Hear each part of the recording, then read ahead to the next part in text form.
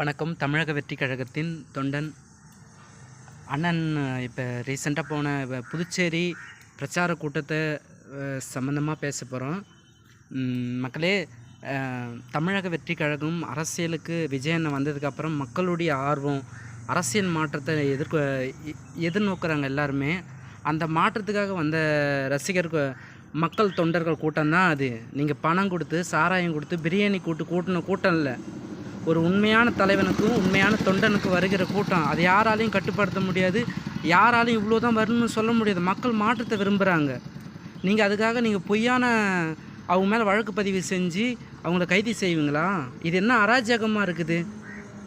கட்சி தான் அதான் இது இன்றைக்கி இருக்கக்கூடிய அரசியல் சூழ்நிலை சட்டம் எல்லாமே தேர்தல் உடைய கட்டுப்பாட்டில் இருக்குது. இல்லை, தேர்தல் அதிகாரிகளோட கட்டுப்பாட்டில் தானே இருக்குது.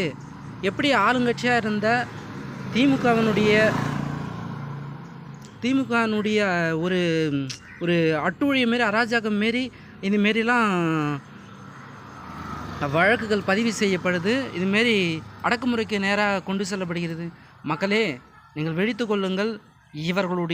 இந்த திமுக ஆட்சியை 2026 விட்டுறவே கூடாது. அவர்கள் மீண்டும் ஆட்சின்ற ஒரு நினைப்பை அவர்கள் மீது வரக்கூடாது. அவர்கள் டெபாசிட் இழக்க வேண்டும், படுதோல்வி அடைய வேண்டும். நம்ம அண்ணன் நமக்காக வந்திருக்கிறாரு, நம்மளுடைய மக்களுக்காக நல்லதுக்காக செய்ய வந்திருக்கிறாரு. அண்ணன் கொடுத்த ஒரே ஒரு வாக்குறுதியில் உங்ககிட்ட நான் சொல்கிறேன். அந்த வாக்குறுதியை உங்களால் சொல்ல முடியுமா? ஊழல் இல்லாத அரசியலை உங்களால் ஆட்சி அமைக்க முடியுமா? முடியாதில்ல. அப்புறம் எதுக்கு மீண்டும் அரசியலுக்கு வரணும்?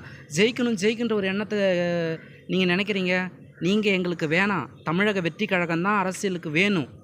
அரசியல் காலம் மாறிச்சு. மக்கள்லாம் தலைவரை வேறு தலைவரை எதிர்பார்க்குறாங்க. எங்கள் அண்ணன் விஜய் தான் 2026 தமிழ்நாட்டின் முதலமைச்சர். வந்து நாட்டு மக்களுக்கு உண்டான நல்லதை செய்வார். நன்றி, வணக்கம்.